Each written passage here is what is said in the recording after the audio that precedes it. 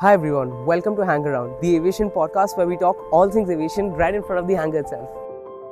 I'm your host, Jehan Bhagwati, a private and commercial pilot. So buckle up, these are the stories from the cockpit that you've never heard before.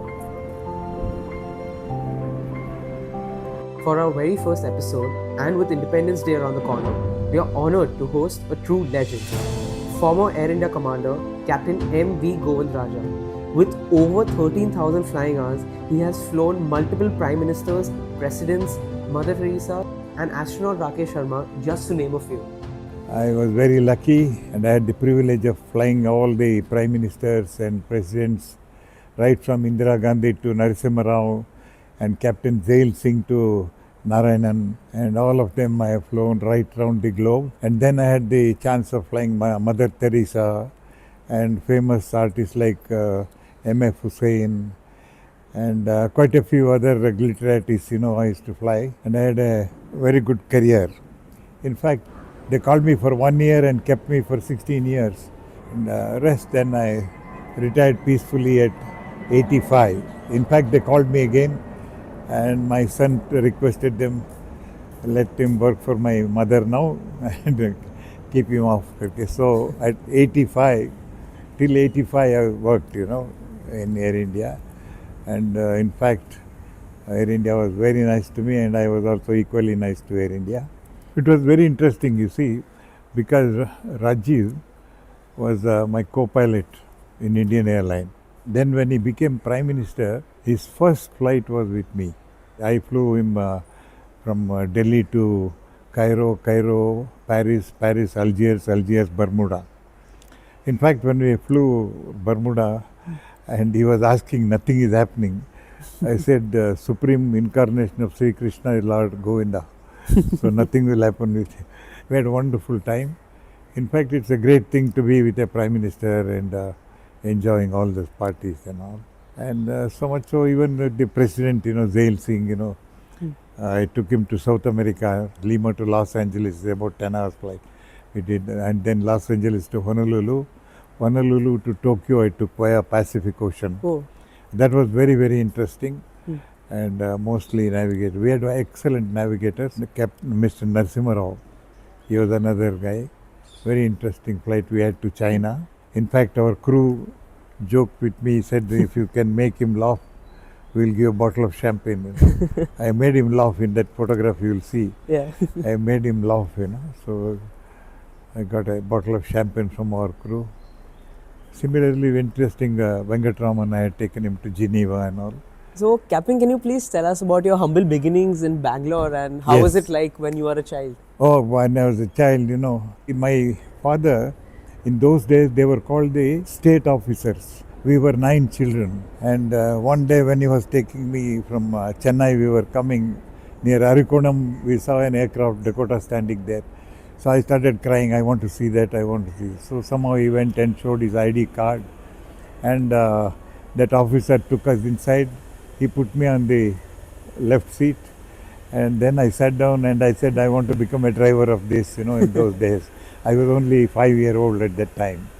And it came true later on. And then we stayed in Bangalore. I worked, I did my BSc in chemistry, botany and geology. And then I was in law college. And by side I was flying also. And it was those days very difficult. And through NCC Air Wing, I was the best cadet. I did my 45 hours, and then second year they gave me another 45. Afterwards I had to pay on my own.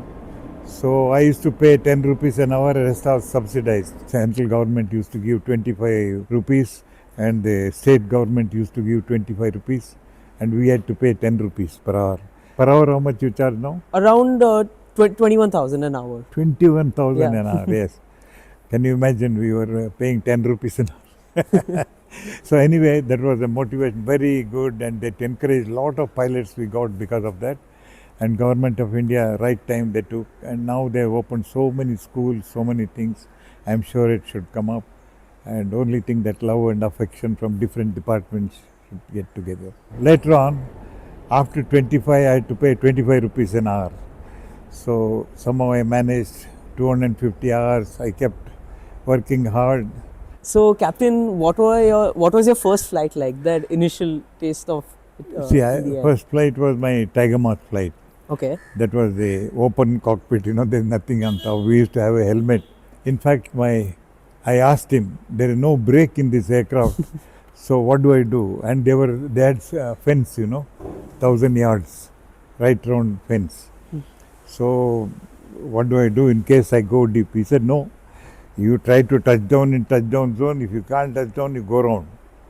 And sir, by chance, if I go very close, if you go to very close to the fence, close your eyes. That was his instruction. And as you all know, in Tiger Moth, you got only that P-type compass. You have to set a grid, and every now and then pump that fuel up and down. It was a gravity feed aircraft. Right. And we had to pump and watch that gauge, going up. The moment you invert the aircraft, the engine used to fail. And it was fully aerobatic. That's one aircraft, though it was a fabric. Wonderful, and it was steep turns. So even we used to, the clover leaf, they used to call, they used to stall rolls and loops and all. We used to regularly do that. And very, very nice time we had. Then there was an advertisement from Indian Airlines and Government of India for crop spraying and all. So we didn't know where we were going. Anyway, we were sent to Hyderabad CTE for training. And then we were given training on Dakotas and all. Those days, they were simple boxes, for simulation. And the simulators were all conventional instruments. And type trainers, they were called. They were not actually simulators. And there was one type trainer, which was a 4-engine one, which was Viscount, Later on, it was a dream aircraft, 4-engine aircraft in Indian Airlines. So I was on that Indian Airlines Viscount also. I flew for quite some time. In those days, the Dakotas, we literally had to climb to the cockpit. It used to fly at an angle, So it was very interesting. In fact, government used to subsidize from here to Gujarat and other areas. I think they used to charge 40 rupees and rest was subsidized by government. And we used to take people standing. They couldn't stand properly because they used to sleep. So we used to put, all the blankets and all so that they can stand on the table. Then after joining Air India, luckily the first few people we went on Indian Airlines directly. It was very difficult to get into Air India. Air India used to take 1 or 2 pilots at a time. And our luck was very good. We were about 25 people were recruited for the first time in 1976 by Air India. We worked very hard from 76 to that, and we were very lucky. Within 3-4 years, we got our command on 707s. Then there was an opportunity for me to go for Airbus 310. So we were sent to Toulouse for training and all. We did that. The first glass cockpit in India was Airbus A310. It had a tail tank. That was the only aircraft, I think, tail tank. After that, I have not seen any other aircraft having tail tank. And we called the CCCG, computer controlled, center of gravity, automatically it used to change. And there were logics for that. You had to go above 22,000 to get, that automatic. Otherwise, you had to do manually transfer. Otherwise, you used to land up in a heavy tail, nose used to go up. And it was very dicey thing to do. And if you forget that transferring. So that was a very, very nice aircraft for training also. I did a lot of training on 707, 310 and 747s. And I had a wonderful time both in Indian Airlines and Air India. Captain, I have to ask, how is it flying Chief Minister M.G. Ramachandran in the flying hospital? lot of tension. I don't know whether you heard of that. That was the first flying hospital across the Atlantic, which I did from London to New York for the Chief Minister of Tamil Nadu, M.G. Ramachandran. And in those days, he was a very famous man. Indira Gandhi personally organized all these things. In fact, we had a lot of interesting time there. 40 people immolated themselves when he was in Chennai. So if something had happened to him, in London on my takeoff, they would have burnt up my house. And he was such a great guy. And in fact, in the second time, we went first time, we had to come back from London because he could not come from Chennai. So second time we took him. That was the first flying hospital Okay. by Air India. I don't think they had anything like that. That's light for operation, everything on board. Right. First, in fact, those doctors and all from there only specialists. A lot of people came to greet him and take him. And when he came back, he called all of us to Chennai for party. Right. In fact, the doctors and all.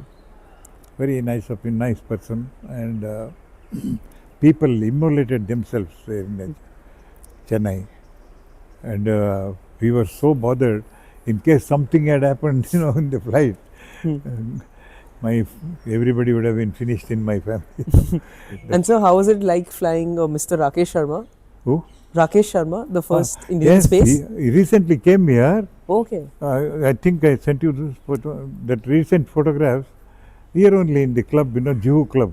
After 40 years, I took an autograph of his, on his old photograph. And then when he came to know that his guru was my pupil and all, so he called me up and said, Sharma he's known as G.S. Sharma. So they call him Gunsight Sharma. So he used to be in Canberra, very accurate and all, So Gunsight Sharma they call him. He was his instructor. Captain, how did you find yourself in Lagos getting robbed by that was very Nigerian interesting. robbers? That's very interesting. You see, we had a small snag, and Captain Shirodkar brought the aircraft to Ghana. So from there, I took off with one pump not working, hydraulic. So when we landed in Lagos, then some lights were not coming, emergency lights and this, that. So we grounded, we got delayed. Somehow they hurried up and did something, we tried to take off. When we took off, the rear door, cargo door was open. Okay. So normally that light will be on. So what they do, those robbers, they put the chewing gum, to that small micro switch. Okay. So the door was closed when we were taking off. Just then it opened up. So I had to level off at 4,000 feet, went over the sea. And then we lost, line of sight on VHF. Right. So I called up, luckily one pilot, from Ethiopian aircraft, he called me. And why are you dumping fuel? Why you are... So I said, this is what has happened, our aft cargo door. Yeah, when you go back, you see all your baggages will be missing. If he had not told us, then I would have thought it has fallen in the sea or something like that. So as we went to dump fuel, and those days, the first 3 degrees, it used to show blue lights. Then dump chutes used to come. And then you dump switches on, fuel is to dump. And then you can retract afterwards. So to my bad luck, only one chute came, the other didn't come. Okay. So I had to do asymmetric, It became too much of asymmetry. Only one side fuel was consuming, the other side was. So luckily we had to manage manually so many things. And then I lost an engine also. So one by one, when your bad luck starts, so I didn't know what to do. And as a commander, if you lose your confidence and if you become nervous, you will see the whole aircraft becoming nervous. So it is very, very important for a commander to hold your guts. At slightest nervousness, if you show, the co-pilot starts shooting, and the flight engineer, navigator, everybody becomes nervous. So inside it may be fatty, but you must show confidence outside and boldness. And anyway, I went and landed. Luckily, it went off very well. For these passengers, they started abusing this, that, Air India, this, that, and they abused me like that. My co-pilot was a Kurgi fellow, very tough guy, Captain Nanjappa Karke. He was ex-Air Force also. That fellow jumped like a panther on him and caught his neck, because he abused me something. Then I had to hold him. I said, look, you are in uniform, behave yourself, sit down. So next morning when we were brushing teeth, all the passengers also came. So quite a few came and complimented us. They all came and hugged me. They said, Captain, we have never seen anybody so cool. This wonderful job you have done. They came to know all these things, engine failure, that. One emergency you can, second emergency you can. So many coming one after another. Right. So it becomes very difficult. So we had to, and it's very difficult to pacify the cabin crew. But luckily, I had a very good senior purser. Right. Normally, they don't come on the African routes. They used to go on European routes only. That day he was there. And I used to say, this color SIC, South Indian coffee. So I used to order like that. Yeah. So this guy, he brought a cup of coffee for me. Captain, your SIC is there. Captain, don't worry about the cabin. I'll take care of it. Don't worry. That one sentence he used, my heart became so light. In fact, I flew as a commander with 3 stripes. 4th stripe was a grade in those days and in Indian Airlines. So I flew with 3 stripes in command of an Avro. In those days, very few 4-stripers were seen in the airport. Today you see like the zebras, so many 4-stripers, And things have changed, concepts have changed. And now youngsters are coming up very well and excellent flyers. In fact, their exposure is also quite a bit. In our days, we couldn't get a navigation book. To get a navigation book, I had to request some doctor to get it from UK. But today, everything, the exposure is so much. The youngsters are doing so well. And love of it and passion, people are still flying. Like you people, are flying today. And because of love and passion, nothing other than that. So blue skies, happy landings, and we'll see you on the next episode of HangAround.